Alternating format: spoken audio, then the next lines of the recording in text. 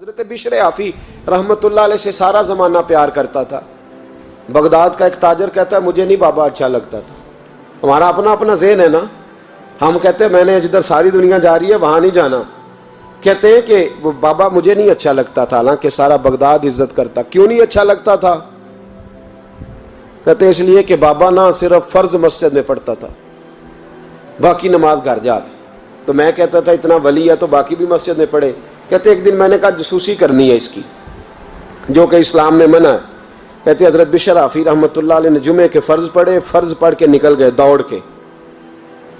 فرماتے میں پیچھے ہو گیا، میں نے کہا آج میں نے سنتیں چھوڑ دی ہیں پر اس کا پتہ کرنا ہے، سنت نفل بعد میں پڑھوں گا۔ کہتے ہیں حضرت بشر حافی جلدی سے نا ایک کباب والی دکان پہ گئے، وہاں سے کباب خریدے، اور میں نے کہا بوڑھے کی عمر دیکھو اور اس کے ذائقے دیکھو، اس عمر میں بھی کباب کھائے گا۔ اوئے ہوئے، مولوی کو روٹی نے ستایا تھا، اس لیے سنت اور نفل چھوڑ آیا ہے۔ کہتے ہیں تھوڑا سا وہ آگے بڑھے تو نان بھائی کی دکان سے نا نان خریدے۔ میں نے کہا دیکھو یار، دیکھو اس کے ذائقے، گرم نان کھائے گا۔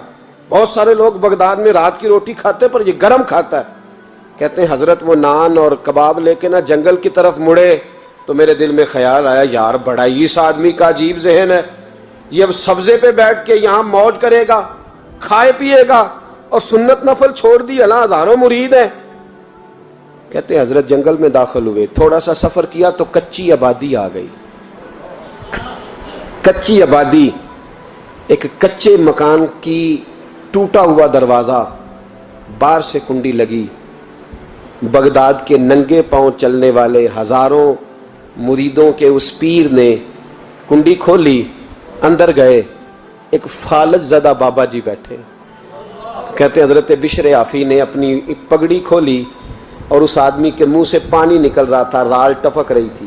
کہتے ہیں پہلے اپنی پگڑی سے منہ صاف کیا، پھر پیالے سے پانی ڈال کے منہ دھویا، پھر حضرت اس کے ٹانگوں پہ کپڑا ڈال کے روٹی کا لقمہ توڑ کے اس کے منہ میں ڈال کے کہنے لگے بابا ناراض نہ ہونا، جمعے والے دن مجھے دیر ہو جاتی ہے، ابھی تو میں نے سنت اور نفل بھی پڑھنے ہیں، ناراض نہ ہونا، مجھے دیر ہو جاتی ہے۔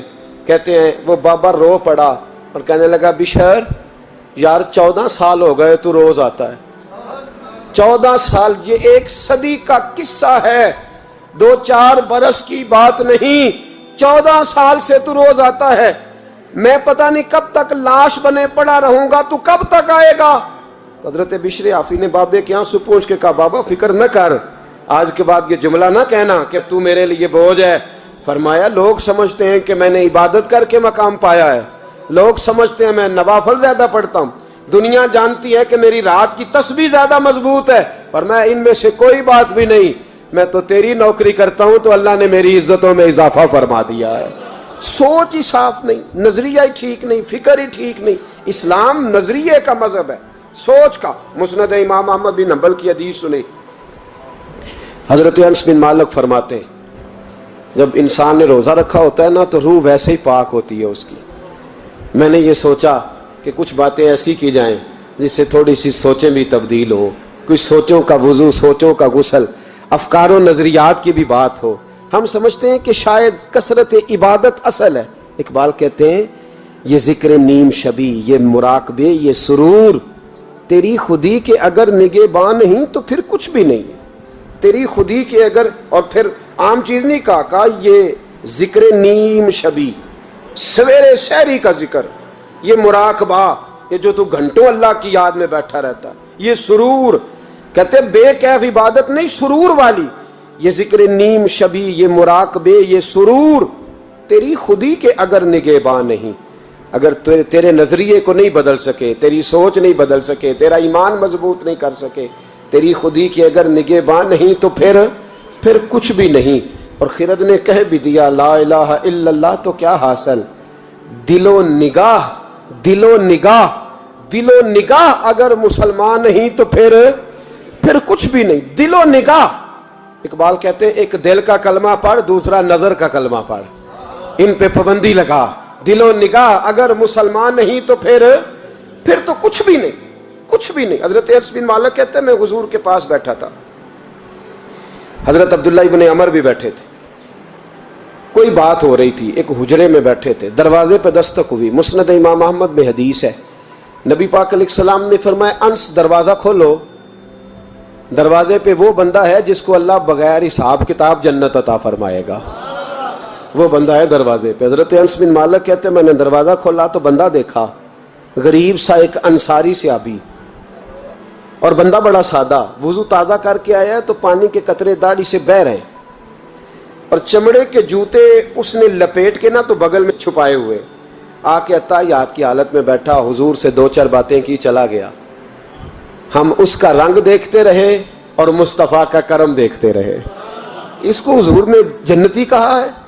کہتے ہیں اگلے دن اسی ٹائم اسی وقت ہم حضور کے پاس بیٹھے تھے، پھر دروازے پہ دستک ہوئی، حضور نے فرمایا دروازہ کھولو، دروازے پہ وہ بندہ ہے جسے اللہ بغیر حساب کتاب جنت عطا فرمائے گا، بغیر حساب۔ کہتے ہیں دروازہ کھولا، اور جیسے ہی میری نظر پڑی، بندہ بھی وہی ہے جو کل آیا تھا، اور انداز بھی وہی ہے جو کل تھا، اسی طرح پانی کے قطرے، اسی طرح جوتے بغل میں، السلام علیکم، کل حضور فلاں بات کی تفصیل پوچھنی مجھ سے رہ گئی تھی، غلطی ہوگی، دوبارہ آیا ہو۔ اس نے اپنی گفتگو کی، چند جملوں میں بات سمیٹی، چلا گیا۔ فرماتے اتفاق کی بات کہ دن تیسرا، بندے بھی ہم دونوں، میں اور عبداللہ ابن عمر، حضرت انس بن مالک کہتے ہیں دونوں بیٹھے تھے، سیم ٹائم سیم ڈے۔ پھر دستک ہوئی، حضور نے فرمایا دروازہ کھولو، اور مسکرا کے فرمایا دروازے پہ وہ بندہ ہے جسے اللہ بغیر حساب کتاب جنت عطا فرمائے گا۔ کہتے ہیں کھل اٹھے ہمارے چہرے، باہر گئے، دستک ہوئی تھی، دروازہ کھولا۔ فرماتے مجھے یقین تھا وہی ہوگا جو 2 دن پہلے آیا تھا، اور میرے یقین کے مطابق ہی کام ہوا، وہی بندہ تھا جو کل بھی تھا، جو پرسوں بھی تھا، حالت اور کیفیت اور انداز بھی وہی تھا۔ پانی کے قطرے بہہ رہے ہیں، اور اس شخص نے جوتے بغل میں دبائے ہوئے خدمت میں حاضر ہوا، بیٹھ گیا، بات چیت کی، چلا گیا۔ حضرت انس بن مالک کہتے ہیں تھوڑی دیر ہوئی تو حضور بھی تشریف لے گئے۔ حضرت عبداللہ ابن عمر مجھے کہنے لگے یار ویسے کتنے اس کے نصیب ہیں، کتنے نصیب ہیں، کوئی آیا لے کے چلا گیا، کوئی آیا لے کے چلا گیا، کوئی عمر بھر بھی نہ پا سکا، میرے مولا تجھ سے گلا نہیں۔ یہ تو اپنا اپنا نصیب ہے، یہ تو اپنا اپنا، اور نہ کسی کے حال پہ طنز کر، نہ کسی کے غم کا مذاق اڑا، وہ جسے چاہے جیسے نواز دے، یہ مزاج لطف رسول ہے صلی اللہ تعالی علیہ وسلم۔ کہتے ہیں ہم لوگ گفتگو کرنے لگے، عبداللہ ابن عمر مجھ سے کہنے لگے یار ویسے پتہ کرنا چاہیے یہ کون سا عمل کرتا ہے، پتہ کرنا، جیسے ہم نہیں پتہ کرتے کہ یہ بندہ بڑا چمک گیا، پتہ کرو کون سا کاروبار کرتا ہے، ذرا اس کی جاسوسی تو کرو۔ اور بندے بھی بڑے سمجھدار ہیں، وہ سائیڈ بزنس نہیں بتاتے، وہ کہتے ہیں وہ جو میرا علیحدہ ہے وہ نہیں بتانا، کہیں یہ نہ شروع کر لے۔ حالانکہ انسان کے پاس جو خوبی، جو اللہ نے اسے دولت دینی ہوتی ہے، وہ اپنا اپنا نصیب ہوتا ہے، وہ گھر میں بیٹھے بھی اللہ عطا کر دیتا۔ وہ کہتے ہیں کہ پتہ کرو کیا عمل کرتا ہے، تو حضرت عبداللہ ابن عمر کہتے ہیں میں اس کے پیچھے ہو گیا، اس سے سلام لی، تو میں نے کہا مجھے 2-3 دن کے لیے مہمان بنا لو گے، مان نہ مان میں تیرا مہمان، 2-3 دن کے لیے مہمان بنا لو گے؟ تو کہتے ہیں مجھ سے کہنے لگا کوئی گھر میں جھگڑا ہو گیا، کیونکہ پڑوس میں تو تمہارا، قریب ہی تو تمہارا گھر ہے، میرے مہمان بننے ہو، کچھ جھگڑا ہے؟ تو میں نے کہا چلو ایسے ہی سمجھ لو، پر مجھے مہمان بنا لو۔ کہتے ہیں میں 3 دن اور 3 راتیں اس شخص کے ساتھ رہا، وہ کتنا صدقہ کرتا ہے میں نوٹ کرتا رہا، نماز کتنی پڑھتا ہے، اس کا کیا، میں چاہتا تھا کہ وہ عمل مجھے ملے جس کی برکت سے مصطفیٰ نے اسے 3 مرتبہ جنتی فرمایا ہے، تاکہ وہ کیفیات مجھے بھی ملیں۔ حضرت عبداللہ ابن عمر کہتے ہیں کہ میں نے کوئی خاص چیز نہیں دیکھی، وہ عشاء پڑھتا تو فجر تک بستر پہ کروٹیں لیتا، اور میں الحمدللہ اٹھ کے تہجد بھی پڑھتا، نوافل بھی پڑھتا۔ کہتے ہیں وہ 1 سپارہ پڑھتا، میں 3 پڑھتا۔ فرماتے اس نے 3 دنوں میں کھجور بھی صدقہ نہیں دی، کہ کھجور بھی، اور میں نے بڑے بڑے غریبوں کی مدد کی۔ میں کہنے لگا کہ عمل تو میرا زیادہ ہے اس سے، پھر خوبی کیا ہے؟ خاص توجہ کرنا، اسلام اور دین کا جو فکری اساس ہمیں صحابہ نے دی۔ حضرت عبداللہ ابن عمر کہتے ہیں میں نے تیسرے دن اسے کہا بھائی اللہ تیرا بھلا کرے، تو نے بڑی خدمت کی، میں نے جانا ہے، میرا کوئی جھگڑا نہیں ہوا تھا، میں تو بس تیرا عمل دیکھنے آیا تھا کہ تو عمل کیا کرتا ہے۔ تو وہ صحابی کہتے ہیں مجھے کہنے لگے یار تو میرا عمل دیکھنے آیا تھا، مجھے بتا تو صحیح کیا نے، اور کیوں دیکھنے آیا میرا عمل، تجھے کیا ضرورت پڑی میری جاسوسی کی؟ تو کہتے ہیں مجھ سے جب اس نے سوال کیا تو میں نے اس کو کہا بھائی تو 3 دن آیا نا ہم بیٹھے ہوئے تھے؟ کہا ہاں میں آتا رہا ہوں۔ کہا 3 دن نبی پاک نے فرمایا اللہ تجھے بغیر حساب کتاب جنت عطا فرمائے گا۔ تو میں چاہتا تھا کہ میں ذرا جاسوسی کروں، ذرا دیکھوں، کھوج لگاؤں کون سا ایسا عمل ہے، آپ بھی ذرا دھیان دیجئے گا، کون سا ایسا عمل ہے، حالانکہ تو عشاء پڑھتا ہے اور اٹھ کے فجر پڑھتا ہے، میں تہجد بھی پڑھتا ہوں، تیرا سپارہ 1 ہے میرے 3 ہے، کون سا ایسا عمل ہے جس کے سبب تجھے جنت ملے گی؟ کہتے ہیں وہ صحابی کہنے لگے یار کوئی ایسا عمل نہیں، کوئی شے نہیں، میں اس قابل ہی نہیں، من آنم کے من دانم، جو میں ہوں مجھے پتا ہے۔ کہا پھر کوئی بات تو ہوگی، تیری مہربانی بتا دے، میں نے 3 دن 3 راتیں محنت کی ہیں، بتا دے۔